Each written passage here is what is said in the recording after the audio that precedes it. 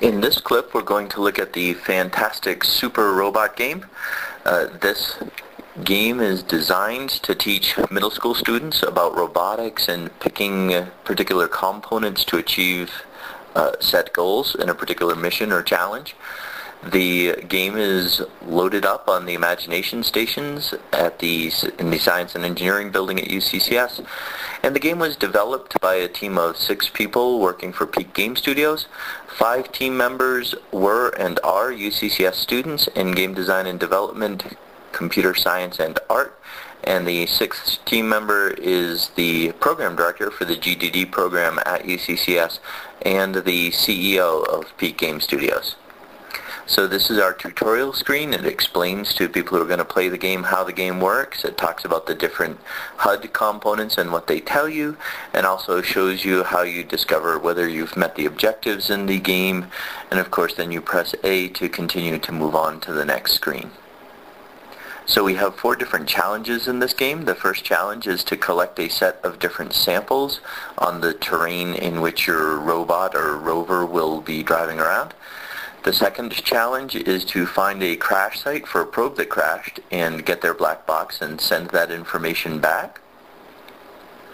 The third challenge requires that you go to a number of different locations and take pictures at those points.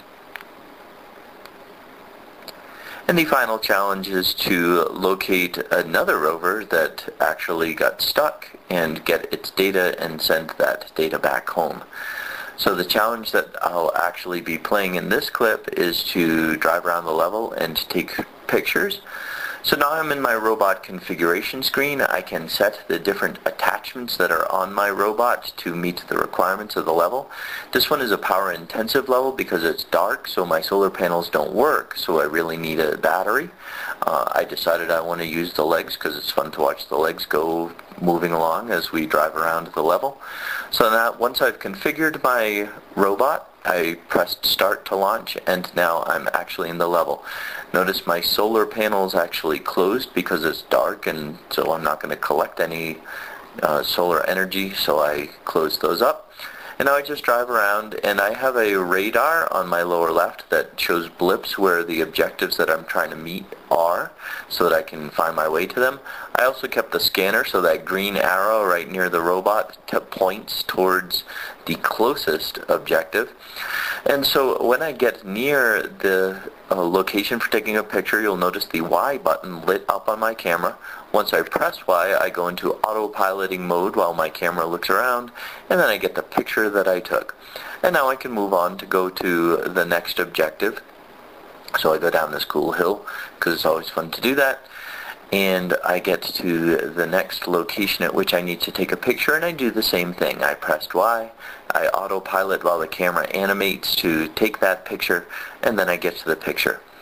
And finally, I'll go to the last objective to take that final picture. We actually do have areas in the terrains that slow the robot down. There are a bunch of pebbles located in those areas, and when I hit them, the robot actually slows down, though I didn't bother driving by one on the way to the third objective here. Notice the objectives on the upper right of the screen get checked off as I achieve them, and once I've achieved the final objective, not only does it get checked off, but I get my nice congratulations menu, and of course I'm going to quit the game and look at the credit screen.